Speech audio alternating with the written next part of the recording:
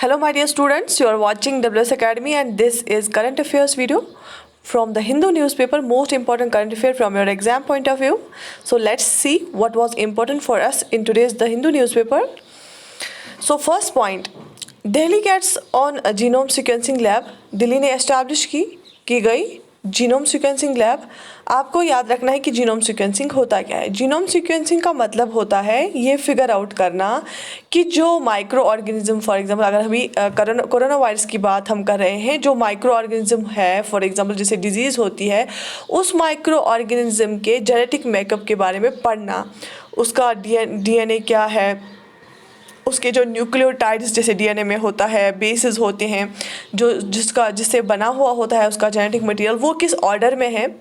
तो genome sequencing is figuring out the order of DNA nucleotides basis in a genome, the order of adenine, cytosine, guanine, thymine, जो basis होते हैं DNA में, that makeup N organisms DNA. तो और एक organism का DNA वो किस चीज़ों का बना हुआ है, किस ऑर्डर में वहाँ पे बेसिस है, वो हम चेक करते हैं जीनोम सीक्वेंसिंग से। इससे हेल्प मिलती है साइंटिस्ट्स को बहुत कुछ जानने के बारे में, जानते हैं वो किसके बारे में, इसी माइक्रो ऑर्गेनिज्म के बारे में, और इसके लिए क्या इफेक्टिव मेथड्स, क्या प्रोसीजर्स रहेंगे पेशेंट्स को ट्रीट करने में के लिए, उससे हेल्प मिलती है। और कौन सा वेरिएंट है, क्या कोई नया वेरिएंट आया है तो क्या इसमें चेंज आ गई है, वो भी हम पढ़ सकते हैं जीनोम सीक्वेंसिंग से।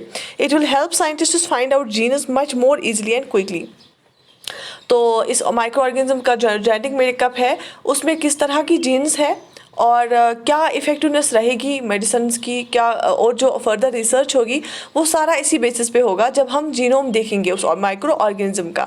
और अभी कोरोना वायरस चल रहा है तो वायरस का हम उस कोरोना वायरस जो है उसका जीनोम सीक्वेंसिंग वो निकालते हैं साइंटिस्ट। तो दिल्ली में भी ये लैब एस्टैब्लिश कर दी गई। दूसरा जो इम्पॉर्टेंट न्यूज़ था that was only traditional food items to be served at Assam government events. Assam cabinet ने एक डिसीजन लिया कि जितने भी गवर्नमेंट इवेंट्स होंगी उसमें सिर्फ लोकल प्रोडक्ट्स ही हम सर्व करेंगे। बेसिकली ये जो हमारा प्राइम मिनिस्टर ने एक स्लोगन दिया था, वोकल फॉर लोकल, कि आप लोकल चीज़ों को सपोर्ट करो सो दैट कि वो जो स्टार्टअप्स है या जो लोकल हमारी चीज़ें हैं वो क्या हो जाए, वो फ्लोरिश हो जाए।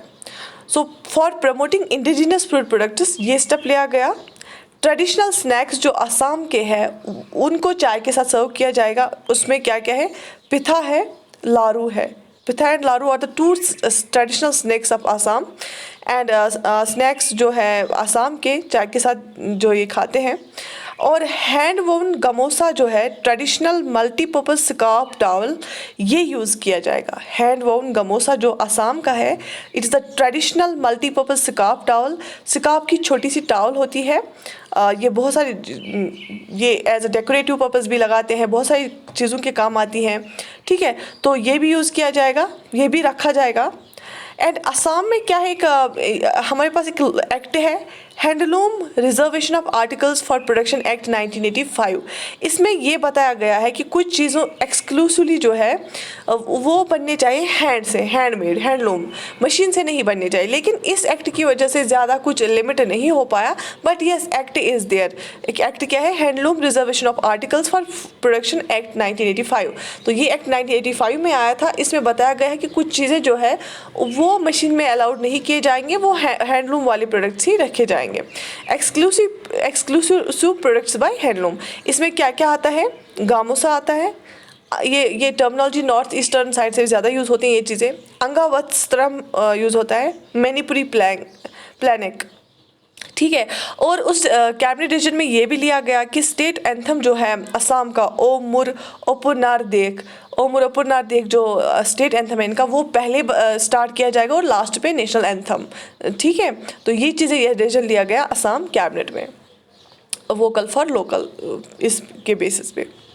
उसके बाद एक जो एडिटोरियल आया था, the search, Taliban should not allow to take control of Afghanistan through bloodshed. क्योंकि कल क्या हुआ था कि जो प्रोविंस है अफगानिस्तान, कैपिटल प्रोविंस है, उस पर अटैक किया गया था तालिबान के द्वारा। तो ये बताया गया क्योंकि जो तालिबान गवर्नमेंट है, जो डेमोक्रेटिक गवर्नमेंट है वहाँ पे, कुछ एरियाज़ उनके कब्ज़े में अभी है, लेकिन जो नए नए एरियाज़ है, बहुत सारे जो नॉर्थर्न साइड के एरियाज़ है वो तालिबान के अंडर आ गए हैं। और ये एक ऐसा देखा जा रहा है कि जो डेमोक्रेटिक गवर्नमेंट है वो ऐसा ना हो कि डिसअपियर ही हो जाए। और क्योंकि जिन एरियाज़ में 1990s के दौरान जब हालात वहाँ ख़राब थे, वहाँ पे तालिबान जिन एरियाज़ में नहीं था, इस बार वहाँ पे भी उन्होंने इलेक्शन जीता है। और आउट ऑफ 407 डिस्ट्रिक्ट्स 195 डिस्ट्रिक्ट्स में इन्होंने जीता है। ये अभी तालिबान के अंडर है। बदशकन एंड थकार जो है, दीज टू प्लेसेस, ये 1990s में भी इसने रेस्ट्रिक्ट किया था तालिबान को, लेकिन इस बार वहाँ पे तालिबान ने जीता है।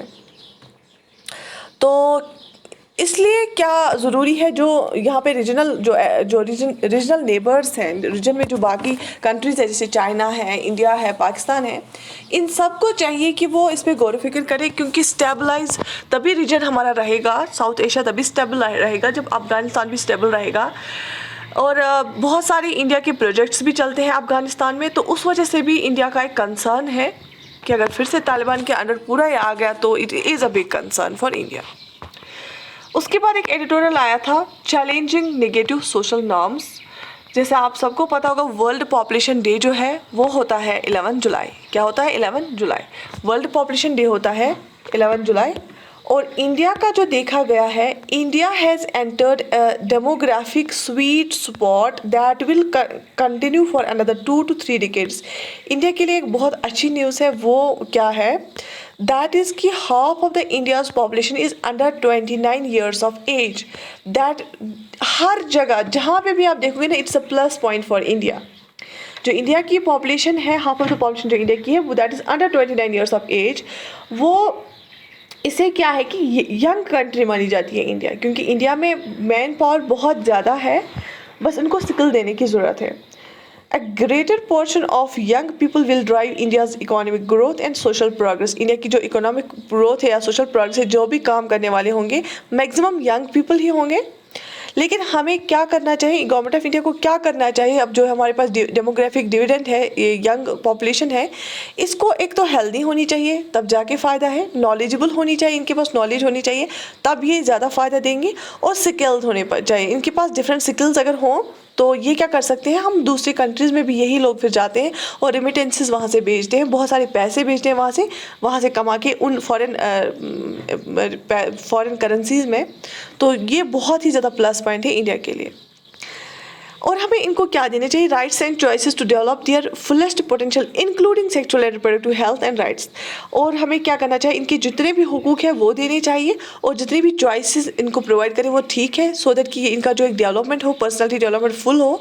और उसमें ये भी इंक्लूड होना, जो सेक्सुअल एंड रिप्रोडक्टिव हेल्थ है उस पर भी, या राइट्स है उस पर भी ध्यान देने की ज़रूरत है।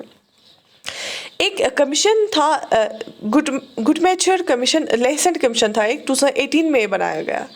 तो इसने बोला कि how to improve this sexual and reproductive health को इम्प्रूव कैसे कर सकते हैं। इसने बोला सेक्सुअल एंड रिप्रोडक्टिव हेल्थ जो है, इश्यूज सच एज वायलेंस होती है, स्टिग्मा होता है, respect for bodily autonomy which greatly impact the psychological and emotional and social wellbeing of individuals. इन चीज़ों पे काम करना है।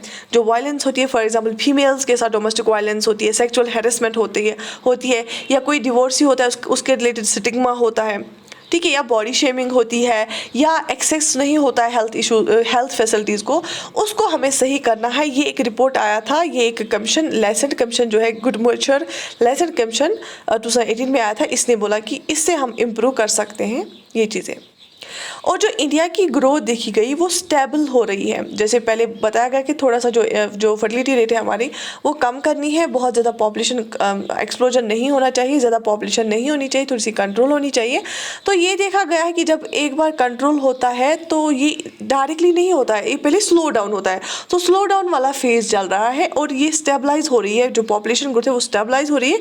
इसको हम पॉपुलेशन मोमेंटम भी बोलते हैं, क्योंकि ये बताया मैंने अभी आपको कि अंडर 29 जो ये है, हाफ ऑफ द ये है, ये 2 to 3 डिकेड्स तक रहेगा इंडिया का डेमोग्राफिक डिविडेंड। तो इसको हम पॉपुलेशन मोमेंटम बोलते हैं कि जब एक स्टेबलाइजेशन स्टेज में ये आएगा तो, लेकिन पॉजिटिव ही होगा क्योंकि यंग ही कंट्री अभी भी मानी जाती है इंडिया।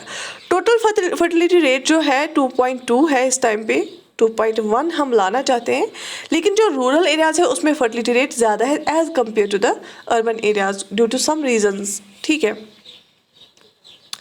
तो इसमें बताया गया कि अगर हमारे पास ये डेमोग्राफिक यंग पॉपुलेशन है, इतना ये है, तो ऑब्वियसली पॉपुलेशन का मुनहसर जो दारमदार होता है that is on the women and girls. तो rights to women and girls देने चाहिए और काम करना चाहिए किस पे। जो चैलेंजेस जिसमें आते हैं वो क्यों आते हैं, क्योंकि हमारी जो है कुछ नेगेटिव सोशल नॉर्म्स है, कुछ जो कुछ इतने ख़तरनाक नॉर्म्स हैं जो बिल्कुल भी लॉजिकल नहीं है। हेल्थ सिस्टम बैरियर्स बहुत ज़्यादा है, इतना ज़्यादा एक्सेस भी नहीं है हेल्थ सिस्टम को, specially the young adult girls. And gender inequality बहुत ज़्यादा है, जेंडर इनइक्वलिटी बहुत ज़्यादा हर लिहाज से है। ठीक है, चाहे वो एजुकेशन हो, चाहे हेल्थ हो, चाहे फूड हो, हर एक लिहाज से जेंडर इनइक्वलिटी है। तो इन्हीं चैलेंज की वजह से क्या हुआ, हिंडर हुआ है universal access to sexual and reproductive health as envisioned under the programme of action of the 1994 international conference on population and development. जो 1994 में international conference on population development हुई है, इसको हम क्यों नहीं सक्सेसफुली इंडिया अचीव कर पा रहा है, क्योंकि बहुत सारे चैलेंजेस जो हमने ऊपर पढ़े, इस वजह से ये वहाँ पे है। और कुछ डेटा हम देखेंगे, जो मैटरनल मोर्टलिटी रेट है वो 1999 टू 2001 क्या थी, 327 थी, लेकिन ये कम होके आई है 2016-18 की बात करेंगे 113 तक। तो 327 से 113 तक ये पहुंची है। और एक प्रोग्राम है बेटी बचाओ बेटी पढ़ाओ, जो बेटी बचाओ बेटी पढ़ाओ प्रोग्राम है वो भी गवर्नमेंट ऑफ इंडिया ने लाया है। मैटरनल मोर्टलिटी रेट भी कम कर दी है, टोटल फर्टिलिटी रेट भी थोड़ा कंट्रोल हो रहा है। तो ये सारे स्टेप्स है जो गवर्नमेंट ऑफ इंडिया ने लिए हैं, लेकिन हमने चैलेंजेस भी पढ़े, अभी भी चैलेंजेस बहुत है। और चैलेंजेस क्या है जो ज़्यादा सीरियस है, that is 2 million adolescent girls जो है वो प्रेगनेंसी अचीव करती है, और उनमें से 63% अनवांटेड प्रेगनेंसी होती है, जिस वजह से उन पे असर बहुत psychological, emotional, social and health related असर पड़ता है। उसके बाद दूसरा चैलेंज क्या है, girls still marrying too young. अभी भी बहुत ज़्यादा सारे स्टेट्स इंडिया में ऐसे हैं जहाँ पे जो लड़कियों की शादी बहुत ज़्यादा यंग एज में होती है। इनमें से 26.8% बिफोर 18 ईयर्स ऑफ एज इनकी शादी होती है। तो क्योंकि उस टाइम बॉडी तैयार नहीं होती है कि वो प्रेगनेंसी रिलेटेड या वो ये मदर बने, तो ये एक प्रॉब्लम है। और इसके बाद हमें पता है कि जितने केसेस आते हैं उस हिसाब से जेंडर बेस्ड वायलेंस बहुत ज़्यादा है, स्पेशली फीमेल्स। हमने कोविड-19 में भी देखा कितनी डिस्ट्रेस कॉल्स आई थी, और हमने कल भी देखा कि कितना वायलेंस इंक्रीज हो गया है। तो gender based violence is another challenge.